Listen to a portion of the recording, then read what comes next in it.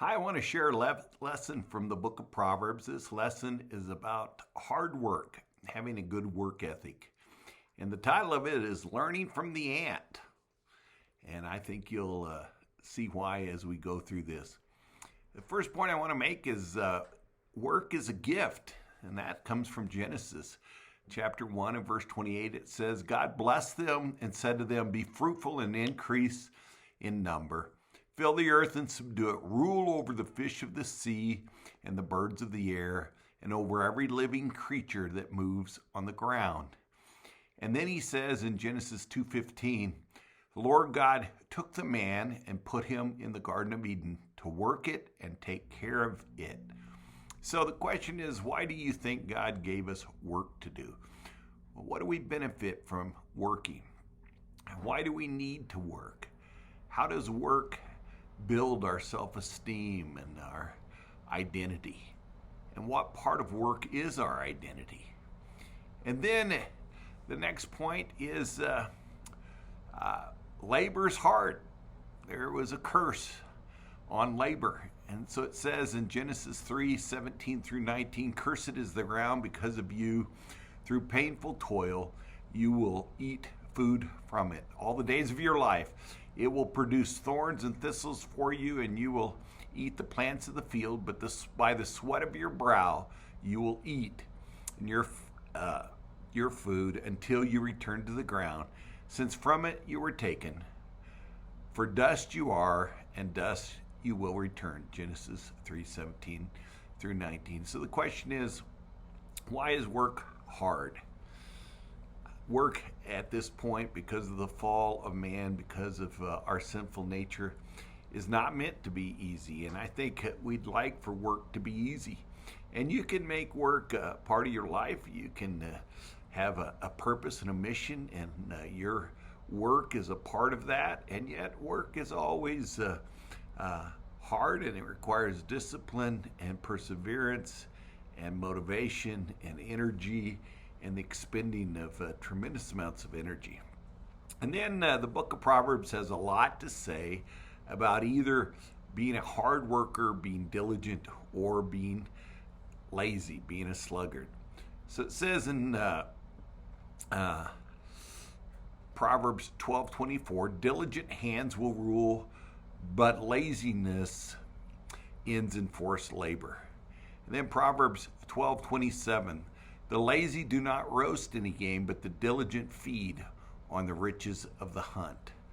And then Proverbs 13 verse 4, a sluggard's appetite is never filled, but the desires of the diligent are fully satisfied. And then Proverbs 15:19, the way of the sluggard is blocked with thorns, but the path of the upright is a highway. So a good question is, what is the difference between being diligent and being lazy?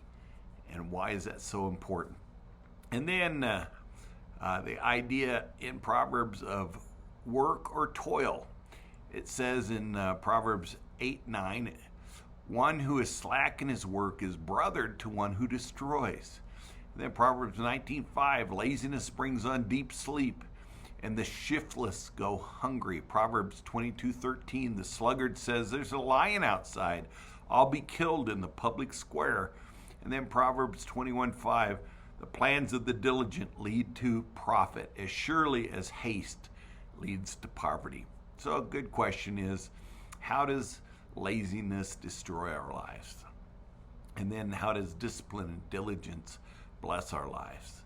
And so characteristics of a sluggard is, the sluggard has a hard time getting started. The sluggard has desires but does not act. The sluggard takes a toll on others.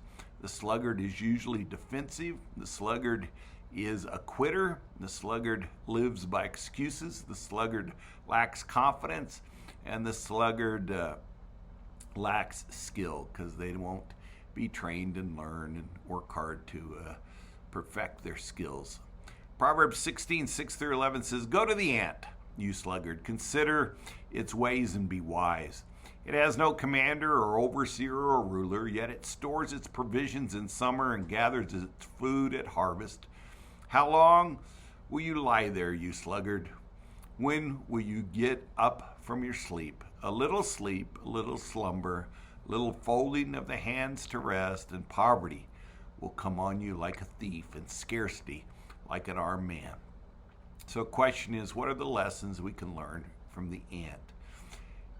You know, our bodies need energy. Our bodies need exercise. Our bodies need to be moving and active, and that's the way all the systems within our bodies functions best. And so it's really unhealthy. It's really dangerous to get lazy and inactive. And we need to realize that the more active we are, the more energy we'll have. In Proverbs 16:1-3, it says, "To humans belong the plans of the heart, but from the Lord comes the proper answer of the tongue. All a person's ways seem pure to them, but the Lord weighs motives. Commit your way to the Lord, whatever you do, and he will establish your plans." And so the question is, what do we need to do to be blessed by God?